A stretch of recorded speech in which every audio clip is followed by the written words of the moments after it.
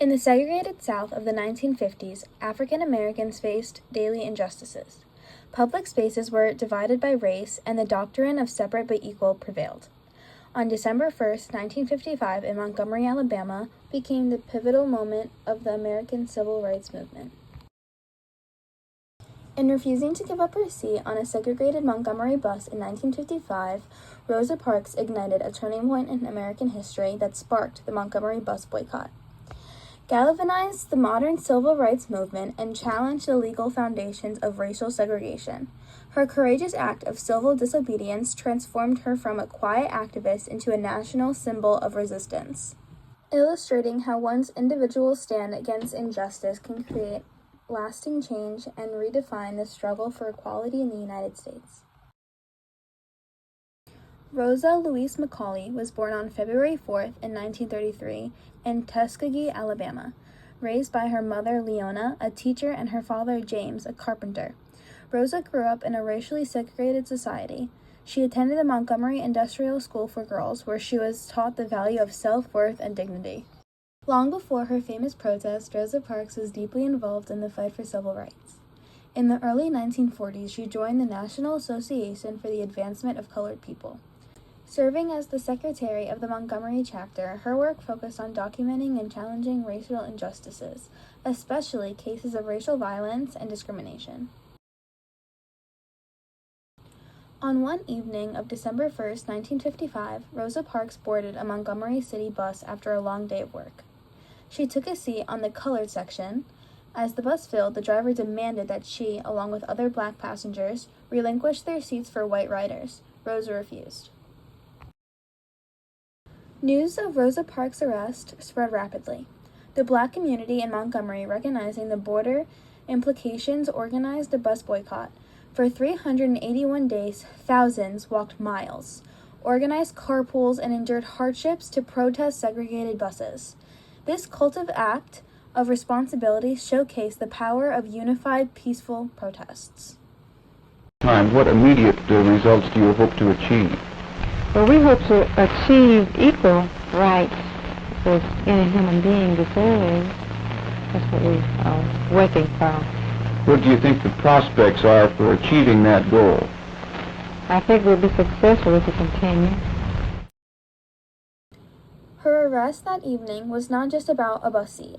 It was about asserting the right to be treated as an equal citizen.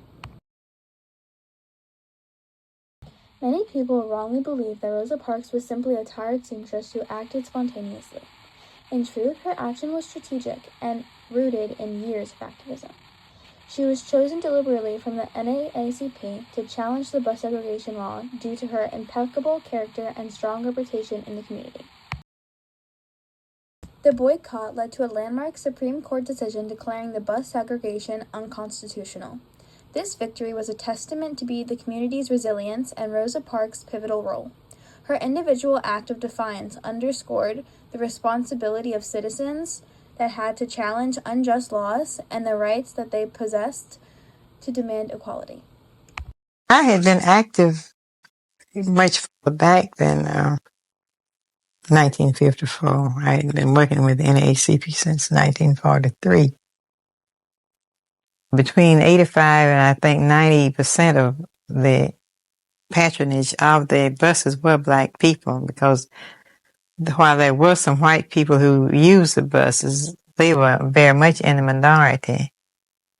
And we were very much in the majority because most white people could own and drive their own cars than blacks.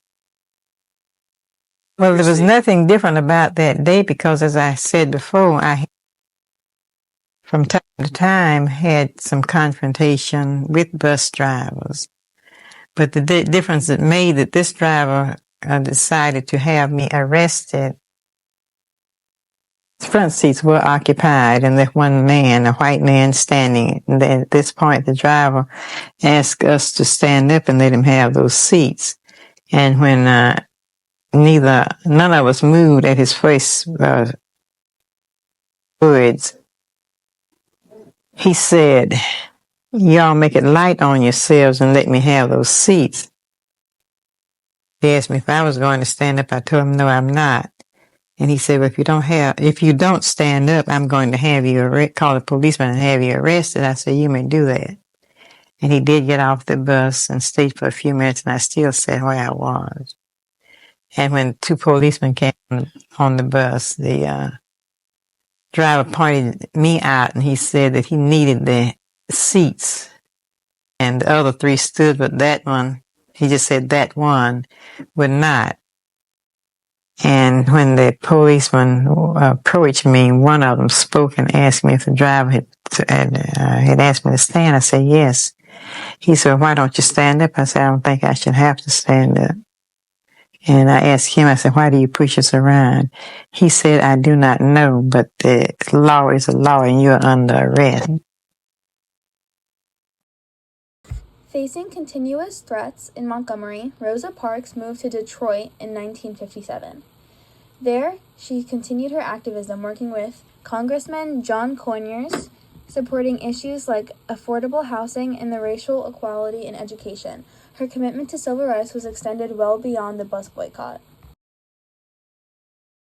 Rosa Parks' role highlights the importance of Black women in the civil rights movement, many of whom have been historically overlooked. Her story helps correct the narrative that only male leaders shaped the movement. You must never be fearful about what you're doing when it is right. This quote captures Rosa Parks' courage in crossing the social and political frontier of racial injustice. In 1955, choosing to stay seated on that segregated bus was not just a personal decision. It was a historic act of resistance. By standing up, Parks challenged deeply entrenched systems of oppression in this American South. Her fearless action opened new frontiers. Ordinary citizens could become catalysts for change. Segregated spaces like the buses became battlegrounds for civil rights. The notion that just laws must align with moral rightness gained national traction. Rosa Parks' quote reflects how doing what is morally right can break through barriers even when it is dangerous. She expanded the frontier of what civil rights activism could look like, proving that quiet strength is revolutionary.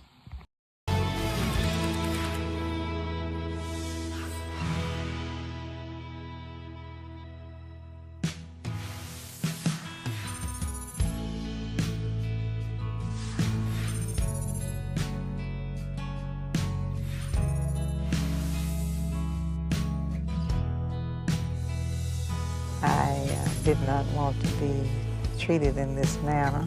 I didn't feel that it was the right thing for us to be enduring.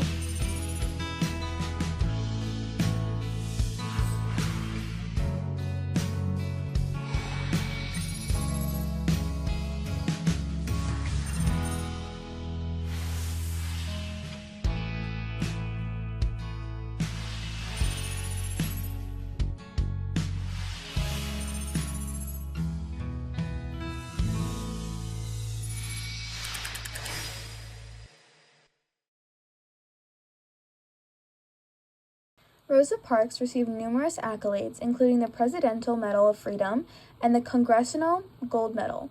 Her legacy serves as a powerful reminder of the impact one individual's sense of responsibility can have on a fight for universal rights. Rosa Parks' story is not just a chapter in history, it's a continuing narrative. Her unwavering stance reminds us that the pursuit of justice requires both recognizing our rights and embracing our responsibilities. As we reflect on her legacy, we are called to ask ourselves, are we prepared to take the stand for what's right?